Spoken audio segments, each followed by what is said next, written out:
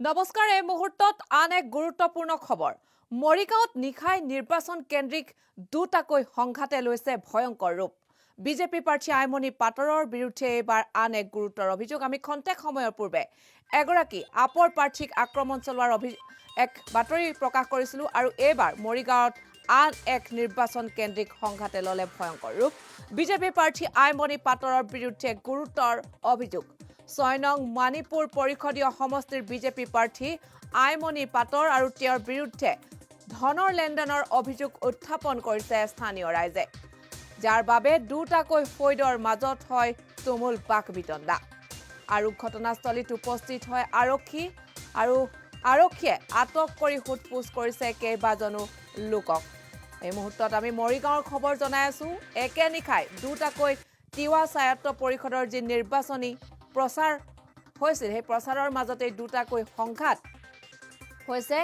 এগৰাকী আপৰ মহিলা প্ৰাৰ্থীক আক্ৰমণ কৰিছিল তেওঁ চিকিৎসালয়ত বৰ্তমান চিকিৎসাধীন হৈ আছে আৰু আন এটা সংঘাত এবাৰ এগৰাকী বিজেপি প্ৰাৰ্থীৰ বিৰুদ্ধে উঠিছে গুৰুতৰ অভিযোগ আৰু এই অভিযোগ আনিছে স্থানীয় ৰাইজে আৰু তাৰ সংক্ৰান্ততে তাৰ বাবে দুটা ফৈদৰ মাজত হয় তুমুল বাকবিতণ্ডা যাৰ বাবে পৰিস্থিতি নিয়ন্ত্ৰণৰ বাহিৰত হৈছিল কিন্তু পৰিস্থিতি নিয়ন্ত্ৰণ কৰিবৰ বাবে ঘটনাস্থলীত আৰক্ষী উপস্থিত হয় আৰু আৰক্ষীয়ে পৰিস্থিতি নিয়ন্ত্ৰণ কৰে আৰু আৰক্ষীয়ে ইতিমধ্যে কেইবাজনো লোকক আটক কৰিছে আৰু সোধপোছ অব্যাহত ৰাখিছে আমি এই মুহূৰ্তত জনাই আছো মৰিগাঁৱৰ খবৰ যেহেতু কাইলৈ তিৱা স্বায়ত্ত পৰিষদৰ যে নিৰ্বাচন আছে সেই নিৰ্বাচনৰ প্ৰচাৰ কালি সমাপ্ত হৈছিল কিন্তু সমাপ্ত হোৱাৰ নিশাৰ ভাগত দুটাকৈ নিৰ্বাচনী সংঘাতে এক পৰিস্থিতি উত্তপ্ত কৰি তুলিছিল এটা হৈছে এগৰাকী আপৰ মহিলা প্ৰাৰ্থীক আক্ৰমণ কৰিছে আৰু তেওঁৰ চিকিৎসাধীন অৱস্থাত আৰু আন এটা ঘটনা হৈছে এগৰাকী প্ৰাৰ্থীৰ বিৰুদ্ধে ধন বিলোৱাৰ অভিযোগ উত্থাপিত হৈছে আৰু এইগৰাকী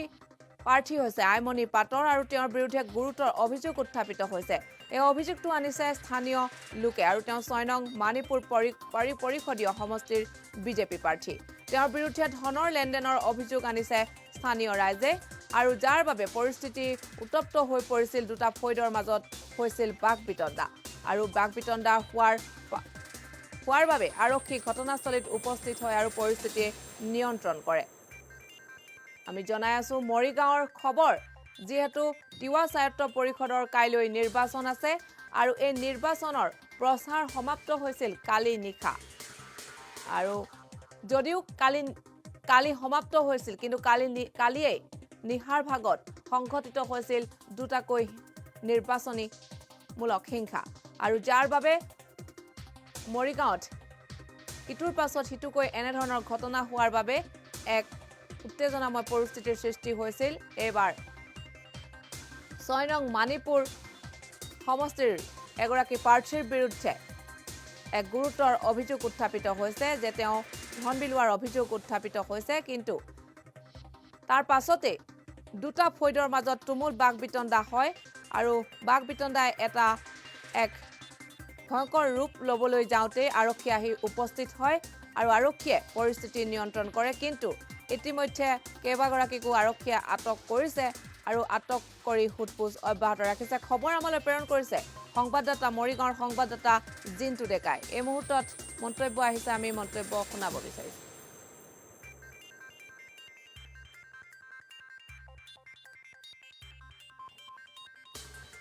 হাতত মন্তব্য আহি পৰা নাই আমাৰ হাতত বৰ্তমানলৈ মন্তব্য আহি পৰা নাই কিন্তু কিছু বাৰ্তালাপৰ যি বাৰ্তালাপ আহি পৰিছে আমি তাৰ কিয় অংশ আপোনালোকক সম্পাদিত ৰূপত শুনাবলৈ চেষ্টা কৰিছো